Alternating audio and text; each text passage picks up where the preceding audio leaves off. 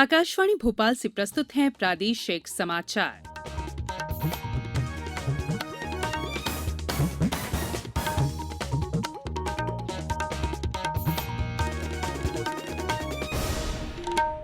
नमस्कार, समाचारों के साथ मैं संयुक्ता बैनर्जी। कोविड मरीजों की संख्या फिर से बढ़ रही है, इसलिए सभी श्रोताओं से अपील है कि कोई भी कोताही न बरते, सभी सुरक्षा उपायों का पालन करें और 45 वर्ष से ऊपर के सभी लोग बेहिचक टीका लगवाएं। सुरक्षित रहें और इन आसान उपायों का पालन करें।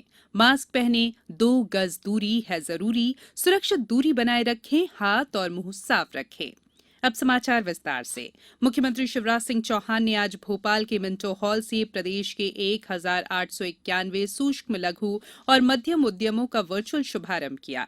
इस अवसर पर उन्होंने कहा कि नई क्लस्टर विकास नीति में उद्यमी अपने डिजाइन से शासकीय भूमि पर क्लस्टर बना सकेंगे। साथ ही सूक्ष्म लघु और मध्यम उद्योगों को अंतर्राष्ट्रीय बाजार मिले, इसके लिए ई-कॉमर्स पोर्टल से जोड़ने का काम भी चल रहा है।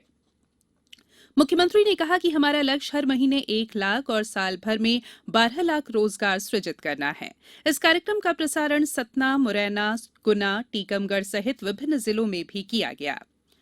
प्रधानमंत्री नरेंद्र मोदी ने आज नई दिल्ली के एम्स में कोविड का दूसरा टीका लगवाया। प्रधानमंत्री ने आज ट्विटर पर जानकारी दी कि उन्होंने एम्स में कोविड का दूसरा टीका लगवाया। उन्होंने कहा कि कोरोना वायरस को पराजित करने के कुछ तरीकों में से एक टीकाकरण भी है। प्रधानमंत्री ने कहा कि यदि कोई टीका लगवाने का पात्र है तो उसे जल्द से जल्द टीका लगवाना चाहिए।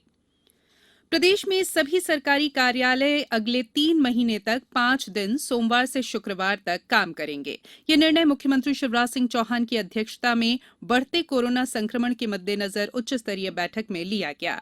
वहीं अब प्रदेश के सभी शहरों में शनिवार और रविवार 2 दिन का लॉकडाउन होगा। मुख्यमंत्री ने कहा कि मैं लंबा लॉकडाउन नहीं चाहता, ये अंतिम विकल्प है, लेकिन स्थिति को नियंत्रित करने के लिए शुक्रवार शाम 6 बजे से सोमवार सुबह 6 बजे तक शहरी क्षेत्रों में लॉकडाउन रहेगा। प्रदेश में अब होम आइसोलेशन की अनुमति देते समय एक होम आइसोलेशन किट उपलब्ध कराई जाएगी। इसमें विभिन्न प्रकार की 12 सामग्री और औषधियां होंगी। वहीं राज्य सरकार ने विभिन्न निजी अस्पतालों, नर्सिंग होम्स, डायग्नोस्टिक सेंटर आदि से कोरोना संबंधी जांचों की दरें भी निर्धारित की है।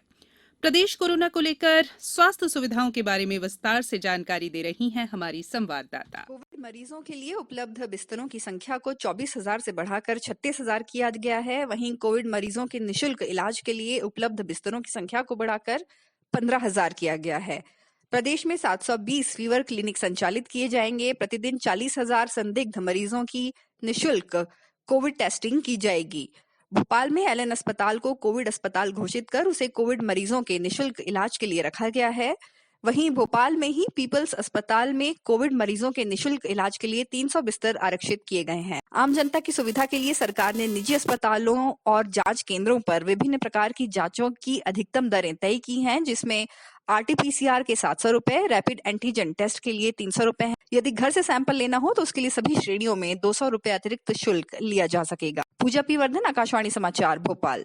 अब कुछ समाचार संक्षेप में। सूचना और प्रसारण मंत्री प्रकाश जावड़ेकर ने आज बंकिम चंद्र चट्टोपाध्याय की पुण्यतिथि पर उन्हें भावभीनी श्रद्धांजलि अर्पित की। बंकिम चंद्र चट्टोपाध्याय ने राष्ट्रगीत वंदे मातरम की रचना की थी। प्रधानमंत्री देश में कोरोना संक्रमण और कोविड टीकाकरण की स्थिति की समीक्षा के लिए आज शाम सभी मुख्यमंत्रियों के साथ बैठक करेंगे।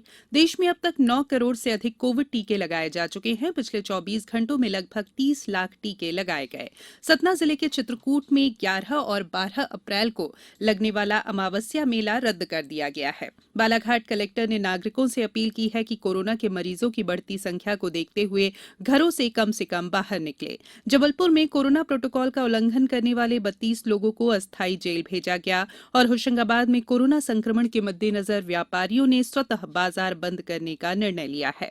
इस बुलेटिन में फिलहाल इतना ही। बुलेटिन के अंत में एक अपील, मास्क और 2 गज की दूरी, हाथ धोना भी है जरूरी। नमस्कार।